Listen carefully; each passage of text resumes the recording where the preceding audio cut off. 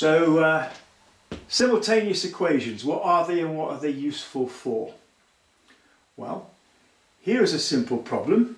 Imagine you've gone to the baker's and you bought 2 pain au chocolat and 3 croissants. And the price came to $4.20. Imagine that someone else went to the same place, they bought 3 pain au chocolat and 4 croissants, and we assume they haven't changed the price, and that came to $5.85. And when they get home, they want to do a reckoning. They want to know how much did 1 pain au chocolat cost and how much for 1 croissant. And this is how we use simultaneous equations in real life. This is what they're actually for. And what you're going to see is how all of these things can be solved. Okay.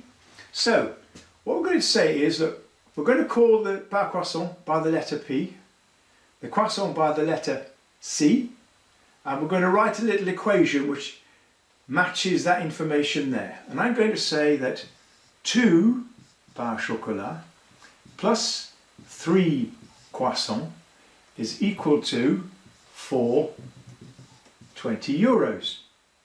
For this one, I'm going to write another equation. We now know that 3 pain au chocolat plus 4 croissants equals 5.85.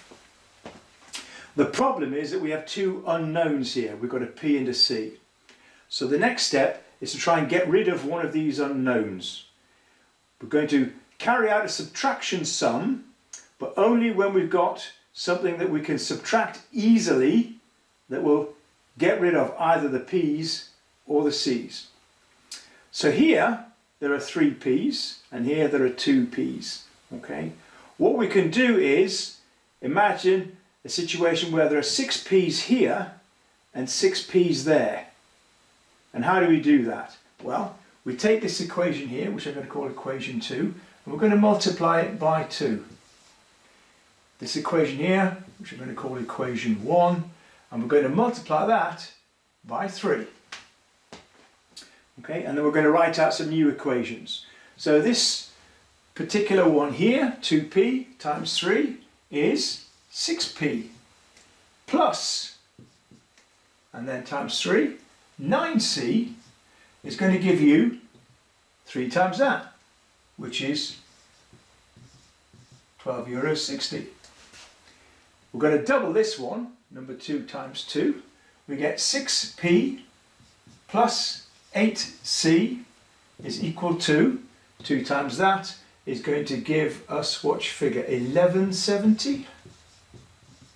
Okay, euros. We don't need the euro symbol in there, but it means the same thing. Now, we can subtract one of these from the other.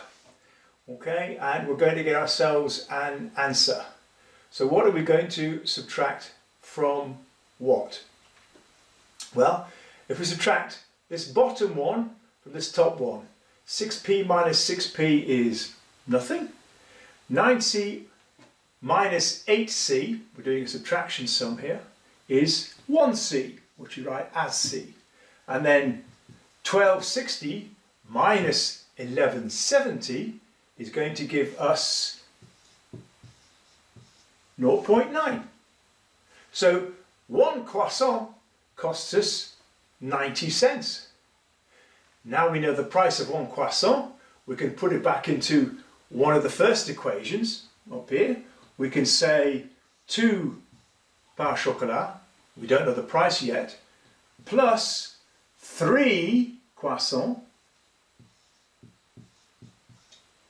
3 times 90 is 270, gives us 4.20. So now if we take this 270 away from that side and away from that side, we keep the equation balanced, we have the statement that 2p is equal to 150. So if 2p's are 150, then 1p is going to be half of that, 0.75 cents. And that's the answer to our problem, and that's simultaneous equations. 2 equations which are using the same values of p and the same values of c, but which give different answers when you add up different numbers of, in this case, pain au chocolat and croissant. And that's it. All you have to do in other problems is to see what happens when you change these numbers. But that's it. That's the essence of a simultaneous equation. And all the usual rules of equations and algebra hold true. So that's an introduction there to the idea.